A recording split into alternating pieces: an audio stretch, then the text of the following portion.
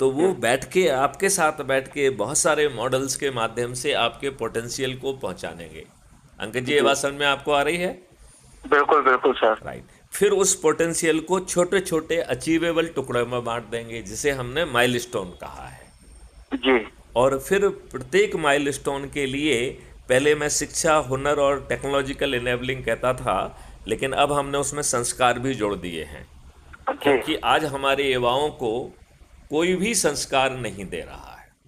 बिल्कुल सही बात है सर। ना माँ बाप दे पा रहे हैं, ना समाज दे पा रहा है, ना शिक्षा व्यवस्था दे पा रही है, ना माहौल दे पा रहा है, ना देश दे पा रहा है। तो हमने संस्कार विहीन युवाओं की फौज खड़ी कर दी है।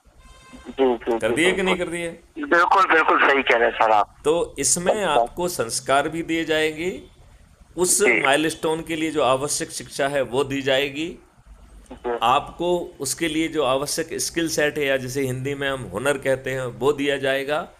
और हाँ हर माइलस्टोन के लिए जितनी टेक्नोलॉजी की आपको आवश्यकता है, मशीन, टूल, उपकरण, सब उसका हाँ सॉफ्टवेयर, आपको मिल हार्डवेयर, पाएंगे। सबकी ट्रेनिंग देकर फिर जी 6 महीने तक का आपको सतत अभ्यास कराया जाएगा।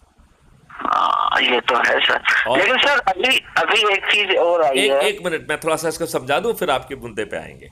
सर सर सर जी ये मैं आपका उपयोग कर रहा हूं इस जी संदेश को जन जन तक को समझाने के लिए। जी जी जी ये अभी जो है, मेरे इस वार्ता को करने के पीछे जो मकसद है कि ये जी संदेश जो है जन जन तक पहुंचे। जी बात समझ रहे हैं आप? हाँ सर बिल्कुल ना सर। तो 6 महीने तक फिर इसमें सतत अभ्यास करा के आपको एक सर्टिफिकेट ऑफ एक्सीलेंस दिया जाएगा। ओके और फिर आपको जी जो सर्टिफिकेट ऑफ एक्सीलेंस के हिसाब से आप जहां राष्ट्रीय संपदाओं के निर्माण के लिए फिट इन होंगे, वहां पे आपको मैप कर दिया जाएगा, आप वहां पहुंच जाएंगे। और जी जब आप जो भी काम करेंगे, उसी समय उसके लिए आपको रेवेन्यू स्ट्रीम मिलेगी। और जी उससे जो आपने कल ब्रिज अकाउंट से पैसा आया है, जो बिना हाँ मांगे, बिना अनुमोदन के मिला है, ऐसे ही बिना पूछे, बिना आपके अनुमोदन के वो वापस चला जाएगा। जी ओ- तो आपने मौलिक रोजगार का जो मौलिक अधिकार है, वो पोटेंशियल के रोजगार को और शिक्षा को बिना किसी कंपटीशन के, बिना किसी उसके, उन लोगों को भी दे दिया जिनके खीसे में एक पैसा भी नहीं है और भारत सरकार के खजाने से एक पैसा नहीं जा रहा है।